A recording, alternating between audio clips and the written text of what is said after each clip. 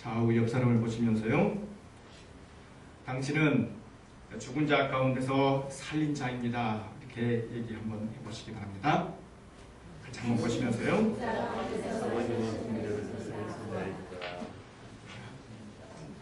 우리 모두가 예수님으로 말미암아 살림받았습니다. 믿으십니까? 네. 오늘 귀한 부활주일입니다. 부활절. 부활절은 보통 시기적으로 보면 6월절하고 딱 맞아떨어지는 날입니다. 그래서 히브리어로 이 부활절을 파스카라고 하는데요. 이 파스카는 6월절이라는 의미를 가지고 있습니다. 6월절. 그래서 이스라엘 사람들이 부활절과 6월절을 어떻게 하면 같은 의미로 볼까 이렇게 생각해서 파스카라고 합니다. 그래서 나중에 이제 개종한 사람들이, 기독교로 개종한 사람들이 이걸 어떻게 불렀냐면 예수의 부활절, 예수의 6월절이라 이렇게 불렀습니다. 부활절, 고난주일, 특별히 6월절이라는 의미하고 동등하다, 같다는 의미를 여러분 하셨습니다. 오늘 본문의 말씀 여러분 잘 아시는 대로 15장은, 고린도서 15장은 흔히들 부활장이라 부릅니다. 그리스도께서 부활하셨다라는 의미를 가지고 있는 이 부활장을 지니고 있는 단어입니다. 이 15장 전체 내용을 보면요, 1장부터 20절까지는 예수 그리스도의 부활 사건에 대해서 골고루 잘 공개되고 있습니다. 그리고 나서 20장 이후, 20절 이후 49절까지는 예수님의 부활에 대한 구체적인 사건들을 낱낱이 잘 드러내고 있습니다. 잠시 제가 오늘 한 내용을 우리 외국 친구들이 있으니까요, 잠깐 제가 설명을 하겠습니다. Today I will preach the sermon. Today I have a topic, the main topics, two topics. Number one is thanks to be God, Jesus Christ. You know that we have to give victory, Jesus Christ give victory to us. So and then we will, every time, every way we will give thanks to God. Do you understand? Believe? And then because of Jesus Christ resurrection and the living God. So and then one of the second is that's why we will stand firm. Because what? Jesus Christ is living and alive. So and then let nothing move you. So you know that today's current situation is very, very fashionable. So in many times we are quite optimized, and then worldwidely, so many people is so worried. You know, that world-oriented situation. So that's why many times, even though we are Christians, we live immortalized. So that's why stand firm. Let nothing move you. Okay? And the last one is always give yourself fully to the work of Jesus Christ. Understand? So that's why I will summarize this one. 제가 잠시 오늘 본문의 요약을 잠시 친구들에게 말씀해 주었습니다. 오늘 본문의 내용을 이렇게 구체적으로 얘기하고자 합니다. 제가 이야기한 것처럼 오늘 본문의 말씀은 15장 부활에 대한 그러한 내용을 담고 있습니다. 이 고린도전서 15장의 내용, 여러분이 잘 아는 것처럼 이 부활절 어떻게 과연 의미를 가지고 우리가 보아야 하는가. 오늘 본문의 말씀에 아는 것처럼 예수 그리스도를 믿었던 이 제자들이 한동안 예수 그리스도께서 이제 죽으시고 나서 어떻게 할까? 예수 그리스도께서 이제 죽으셨다는 그 사실만으로 그들은 몹시 실망을 했습니다. 자, 그리고 나서 한동안 절망 가운데 있었습니다. 자, 그런데 며칠 후 예수 그리스도가 다시 살아나셨습니다. 절망 가운데 있는 그들에게 희망을 준 사건, 어떻게 보면 큰 사건이 아닐 수가 없습니다. 왜 그렇습니까? 그들 마음 가운데 부활을 경험했기 때문입니다. 절망의 공동체 속에 정말로 생명의 공동체를 불러준 놀라운 동기는 바로 이 부활이었다는 것입니다. 여러분에게 한번 묻겠습니다. 여러분 가운데 정말로 주 예수 그리스도의 부활이 여러분 가운데 있으십니까? 주님을 온전히 믿고 그 부활의 신앙을 간직하고 계십니까? 우리의 인생 어떻게 하면 과연 변화될 수 있습니까? 오늘 본문의 말씀을 통해서 우리는 그 내용을 한번 보고자 합니다. 특별히 저는 오늘 본문의 말씀 고린도전서 15장 56절에서 58절까지 내용을 한번 깊이 있게 한번 얘기하고자 합니다. 자, 먼저는 한번 따라 하시겠습니다. 감사하며 살아야 합니다. 감사하며 여러분 사시기를 바랍니다. 도대체 왜 우리가 감사해야 한다는 것입니까? 여러분, 인생에 있어서 최대의 문제는 무엇입니까? 여러분들이 태어나셔서 이렇게 삶을 살아가십니다. 자, 제일 마지막에 뭐가 있습니까? 죽음이라는 게 기다려주고 있습니다. 아무리 유명한 사람이라 할지라도, 그리고 그들이 화려한 시절을 보내고 아주 위험 있는 그러한 태도를 가지고 이 사회생활을 한다 할지라도 결국 만나야 될 것은 죽음이라는 것입니다. 여러분, 죽음이라는 거 피해갈 수 있습니까? 없습니까? 결코 피해갈 수가 없습니다. 여러분, 병원에 가시면 아무리 알고 계시는 여러 많은 사람들을 발견하게 될 것입니다. 자, 그들에게 물어봅니다. 어떠십니까? 자, 그러면 그들은 아주 희망 없는 목소리로 글쎄, 이 난관을 피해갈 수 있으면 좋겠습니다. 늘 그렇게 얘기를 합니다. 그들 가운데 다만 희망의 어떤 한 곳이라도 있으면 그것을 잡으려고 하는 것이 어떻게 보면 인생의 마지막 그러한 바닥일 것입니다. 여러분 가운데 이 죽음의 문제 과연 어떻게 해결할 수 있습니까? 믿지 않는 사람들은 그것을 아주 몹슨 정말로 피해갈 수 없는 하나의 고통으로 생각할 것입니다. 자, 그러나 우리가 예수 그리스도를 믿고 부활을 경험한 그러한 사람들이라면, 우리 예수 그리스도를 믿는 사람들, 그러한 것을 해결할 수 있는, 죽음의 문제를 해결할 수 있는 방법, 그것은 어떻습니까? 오직 유일한 방법은 우리가 부활을 기대하고 있기 때문입니다. 부활을 기대하고 있는 이 기독교 신자들만이 온전히 우리는 그 문제를 해결할 수 있는 것입니다. 성경에서 말하고 있습니다. 이 죽음은 잠시 지나가는 하나의 안식일 뿐이다 라고 얘기를 하고 있습니다. 부활을 경험해야 될 우리에게는 이 죽음이라는 것은 결코 어떻게 보면 잠시 지나가는 그러한 것에 불과하다는 것입니다. 여러분, 우리가 일상 주무십니다. 만약에 말입니다, 우리가 죽음을 고대하고 어떻게 보면 죽음에 대해서 두려워하고 그런다면 이 안식이라는 것을 과연 어떻게 우리가 유지할 수 있겠습니까? 안식한다, 잠시 잔다. 여러분, 다음 날이 어떻게 될지 모르는데 과연 우리가 편안하게 주무실 수 있습니까? 그렇게 할 수가 없는 것입니다.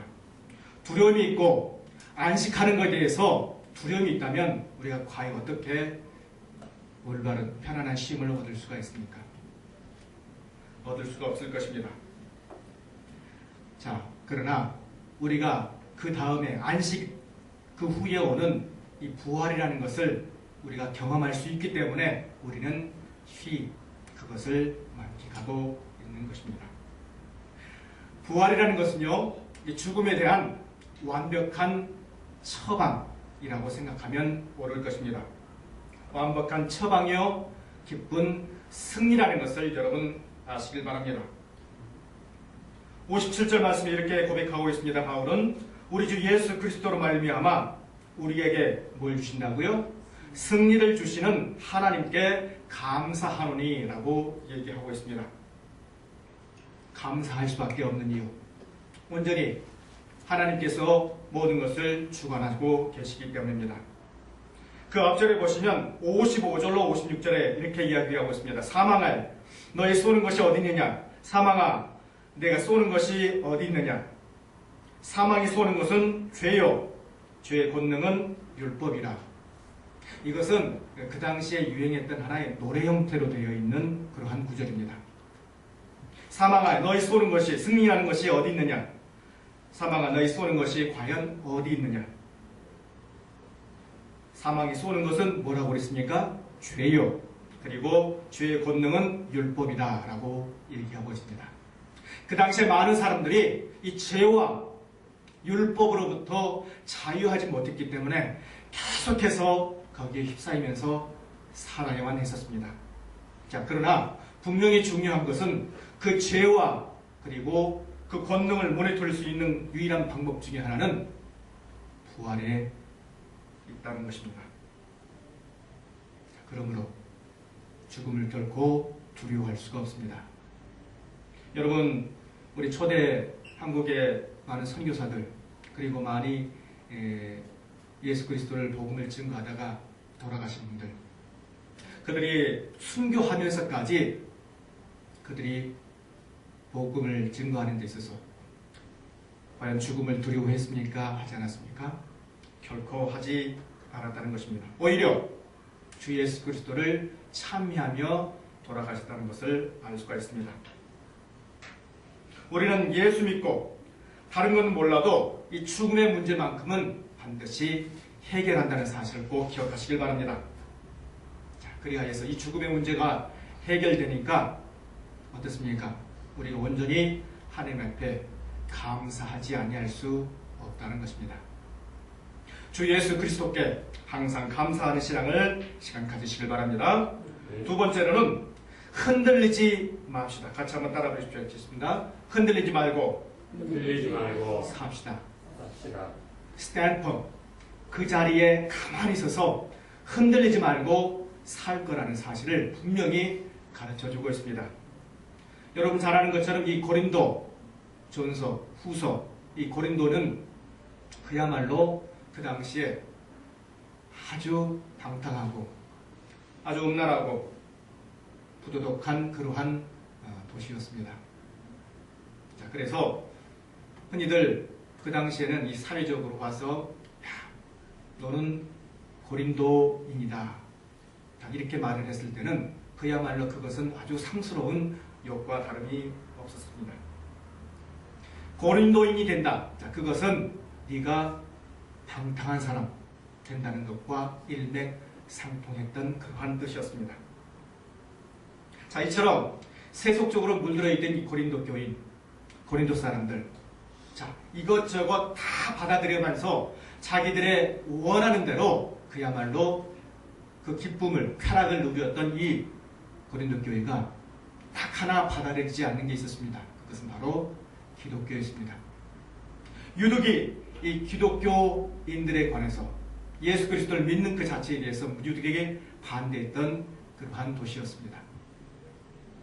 자, 그러다 보니까 예수 그리스도를 믿는 많은 제자들과 그리고 사도들이 자, 예수 그리스도의 복음을 증거해야 되는데 증거를 하는 데 있어서 엄청난 핍박을 받고 순교를 당하였던 그러한 현장이었던 것입니다.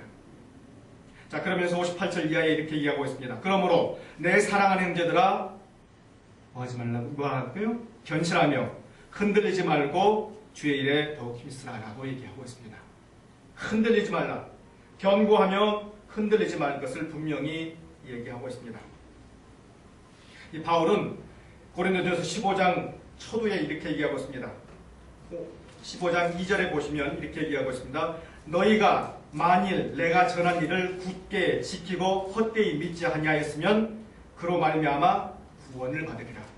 왜냐하면 여기에 많은 사도들이 계속해서 증거했던 이유, 자, 그것은 바로 구원이라는 놀라운 명제가 있었기 때문입니다. 구원이라는 명제를 가지고 계속해서 증거를 했기 때문에 거기에는 분명한 이유가 있었습니다. 구원. 제4함의 근거인 이 구원이라는 것이 결코 모든 것을 결코 그들 마음 가운데 제거해 주지 못했다는 것입니다. 죄사함의 근거, 부활이라는 것, 죄사함의 근거, 이 구원이라는 문제, 그것이 바로 그들에게 큰 숙제였고 그것을 반드시 거기에 있는 많은 사람들에게 증거해야 되는 목표였기 때문입니다. 그러므로 구원이라는 것을 그들에게 증거함에 있어서 반드시 중요한 요소, 그것은 이 용서를 줌으로써, 구원이라는 것을 줌으로써 그들을 하나님의 방법으로, 하나님의 길로 인도해야 되는 그러한 목적이 있었다는 것입니다. 여러분 어떻습니까? 우리가 구원이라는 것, 이제 죄사함이라는 문제를 믿지 않는 사람들에게 가서 증거할 때에 과연 여러분들 피할 수가 있습니까? 흔들리지 않을 수가 있습니까? 여러 가지 많은 유혹들이 있고 사탄의 많은 세력들이 계속해서 핍박하고 막 그럴 것입니다. 예수님께서 시몬 베드로에게 어떻게 얘기합니까?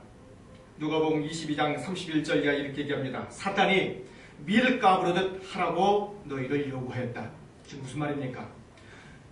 여러 가지 많은 일들 가운데 복음을 증거하는데 가장 적대적인 요소인 사탄이 계속해서 방해할 것이라는 것입니다. 자, 그러면서 구원의 그 요소들, 구원의 요소, 즉 죄사함을 계속해서 방해할 것이다. 자, 그럼에도 불구하고 그러한 여러 가지 요건에도 불구하고 반드시 견고하게 서서 흔들리지 말 것을 일깨워주고 있는 얘기인 것입니다. 2000년의 교회 역사 가운데 이 교회 공동체 계속해서 쓰러지다가 다시 일어서고 쓰러지다가 다시 일어서고 계속해서 그렇게 하면서 유지되어 왔던 것. 그 원동력이 과연 무엇이겠습니까? 그것은 바로 구원이라는 요소가 계속 그들 마음 가운데 있었기 때문입니다. 자, 여러분 21세기를 우리가 살고 있습니다. 고린도 교인들이 살던 그 1세기보다 우리의 믿음과 삶의 근거가 흔들리면 되겠습니까? 되지 않겠습니까? 결코 되지 않아야 합니다. 예수 그리스도의 그 마음, 우리에게 구원의 요소를 주셨는데 흔들리지 말고 반드시 견고히 있어서 주 예수 그리스도의 사명을 온전히 잘 담당하는 그러한 증인들이 되시길 시간 간절히 부탁드립니다. 세 번째로는 주의 일에 힘쓰며 사십시다. 같이 한번 읽겠습니다. 주의 일에 힘쓰며 삽시다. 자, 주의 일에 힘쓰며 삽시다. 자, 앞에서 읽었던 우리가 주 예수 그리스도 안에서 주 예수 그리스도 말미암아 하나님께 감사하고 또 어떻습니까? 내 사랑하는 사람들이 견실하고 흔들리지 마라. 아주 좋습니다. 감사하면서 하는 신앙, 흔들리지 말라 했으며. 자, 그러는데 거기에서 진일보하여서 58절에 이렇게 나와 있습니다. 항상 주의 일에 더욱 뭐하는 자라가 되고요? 힘쓰는 자가 되라. 견고하고 감사하는 일은 하나님께 대해 어떻게 보면 아주 수동적인 자세입니다. 자, 그런데 거기에서 더 진일보하여서 주의 일에 힘쓰라라고 분명히 강조하고 있습니다. 여러분 혹시 올림픽에서 하는 레슬링 좋아하세요? 보셨어요, 여러분들? 두 사람이 이렇게 나와서 막 서로 이렇게 넘어뜨리게 하려고 위해서 계속해서 애쓰는 것을 많이 보셨을 겁니다. 자, 어떤 사람이 계속해서 공격을 하지 않고 뒤로 물러서기만 합니다. 무술을 눌러서고 계속해서 링 주위만 이렇게 팽팽 돕니다. 자, 그러면 심판이 불러서 그 사람에게 벌칙을 줍니다. 뭘 줍니까? 패시브라는 벌칙을 주는 것을 알 수가 있습니다. 불어로는 빠떼르라고 그러는데요. 패시브를 줍니다. 패시브를 주면 어떻습니까, 여러분들? 벌칙을 주면 두 손을 바닥에 대고 무릎을 꿇린 자세에서 뒤에서 공격하는 사람이 딱 돌리고, 자, 그러면 승리하는 것을 볼 수가 있을 것입니다. 우리가 늘 수동적인 자세, 물론 좋습니다. 어떻게 보면 견고하게 지키는 것, 그리고 주의 말씀 가운데 감사하며 사는 것 좋습니다. 자, 그러나 그러한 자세에서 보다 더 점층적으로 진일보해서 주의 일에 힘쓰는 일이 반드시 중요하다는 사실을 강조하고 있습니다. 주의 일 힘쓰라. 이게 과연 무엇이겠습니까? 우리 고린도전서 9장 2절 말씀을 한번 보도록 하겠습니다. 고린도전서 9장 1절 말씀을 보겠습니다. 같이 한번 읽겠습니다. 시작.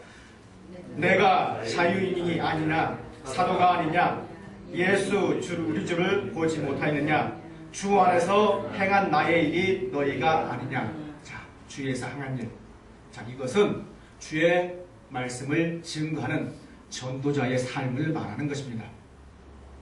전도자의 삶을 사는 것, 주의 복음을 증거하는 삶의 모습, 자, 그것이 바로 주의 일이라는 것을 여러분 깨달으시길 바랍니다.